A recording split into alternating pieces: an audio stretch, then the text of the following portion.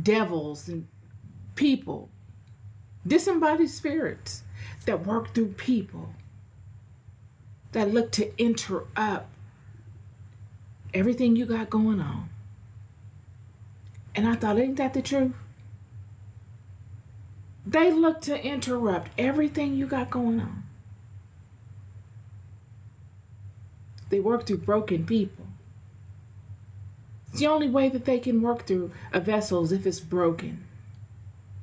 They cannot stand in front of or inhabit the environment of a whole person. They themselves don't feel worthy enough.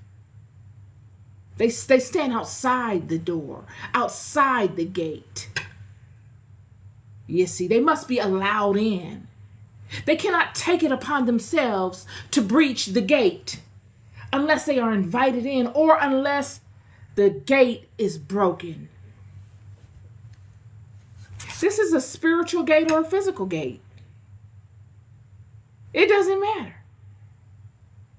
It must be broken. And this is why in the book of Nehemiah, when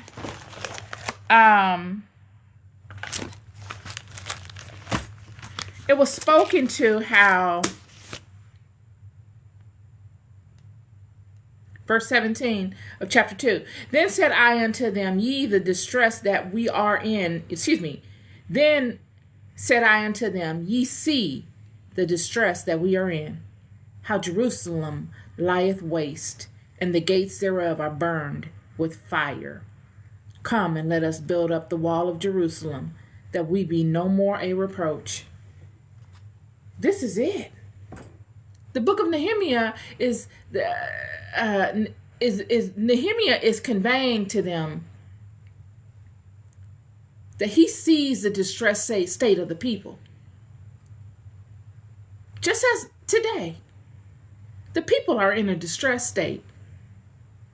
What were once kings and princes, what were once queens and princesses, are broken. Yet they still want to enact that level of self-worth. It's like a broken machine. It still wants to do what it does. When your printer runs out of paper, it still wants to print. When your printer runs out of ink, it still wants to print. But it will print in a way that is not at its highest regard. It's the same way with people. These people, they're broken.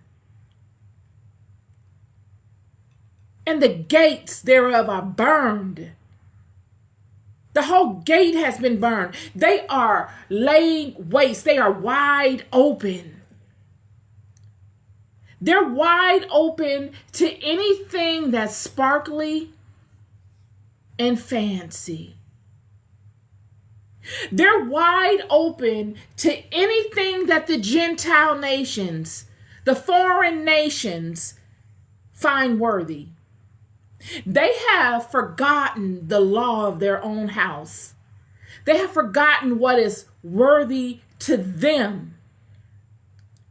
They have forgotten their own level of self-worth. And they look outside of themselves at what everybody else got going on. And they equate their self-worth to amassing the things that are worthy to others, because their gates have been burned with fire. And Jerusalem lieth waste. And Nehemiah says, come, let us build these gates back up, y'all. We got to get it back together so that we are no longer a reproach. We're no longer a joke. We are a mere remnant of something that was greater. We got all the right outward stuff on that the Gentile nations find worthy and that they create and sell to us. We don't create any of it. We don't want it if we make it. We're going to buy it from them. And that's what makes it valuable. The gates are burned and Jerusalem lieth waste.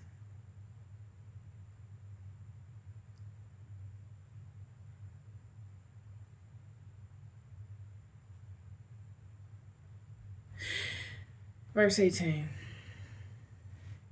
Then I told them of the hand of my God, which was good upon me.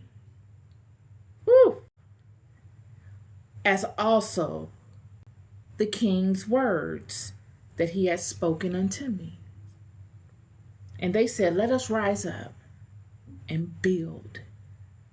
So they strengthened their hands for this good work. He comes into his house, his brethren, and his sistren. And he says, God spoke these things to me. My God. He couldn't come to them and say, our God.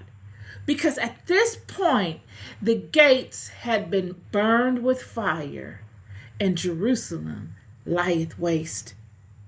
And all of Jerusalem's children, all of the children that would normally inhabit the land, have turned their backs in a way. They have compromised themselves for the things of those in which they are enslaved. Babylon. So Nehemiah comes and he has to say now of what his God was doing through him. Because now they are in a state where the house is not the house anymore. The princes and the kings of the house have forfeited their crowns and taken upon servitude roles in another man's kingdom, and they are bowing to their God as servants, kings of their own house. Servants now in another man's kingdom. A kingdom that will use all of the treasures of their house to build itself up. The Tower of Babel, Babylon, all of it is an offshoot of the Hebraic house. All of it is an offshoot of the Hebraic house. Nimrod founded that. Nimrod is of the house.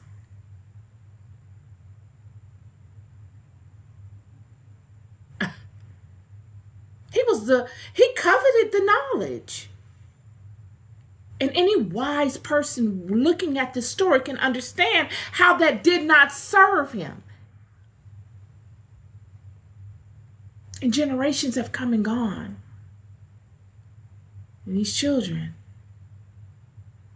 Babylon will be built up so great by way of what would be turned that came from this house. That's how powerful this house is.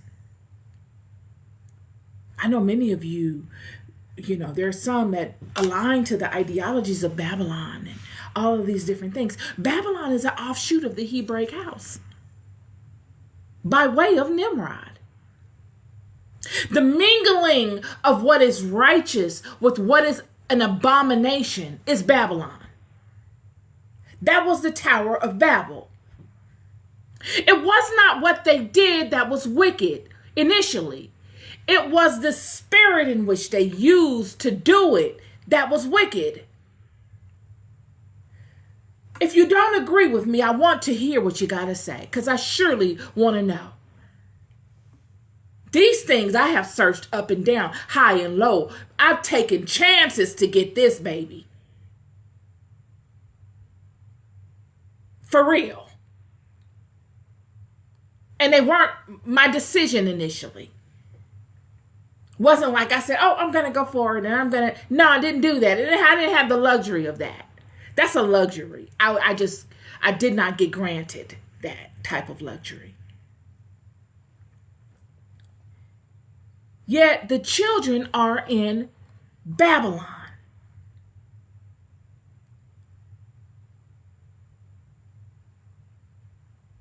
Has come full circle. The house of people that God chose to make an example of, to show these people his might, are now enslaved upon these people. They are pimping these people. And everything is for sale. The princes, the kings, the princesses, the queens of this house will siphon off spiritual knowledge of this house for pennies on the dollar, for titles, for security, for regions, for levels of security in this other alternate kingdom because of a punishment inflicted upon them by their God. Comfort. And they have done so where there was only a few that would really capitalize. Because just as in anything else, if everybody is a chief, who's going to be the subordinate? You dilute the pool. You can't ask as much. Your gifts aren't as pronounced as they would be if it was more exclusive. It became relationship prone. It became covetous. And these people through Babylon will go underground. The ones that really, really knew things would be turned, and they would mingle with others and hide themselves in systems and in people.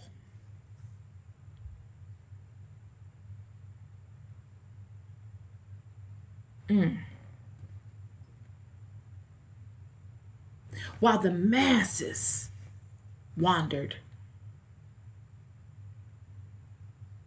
those lights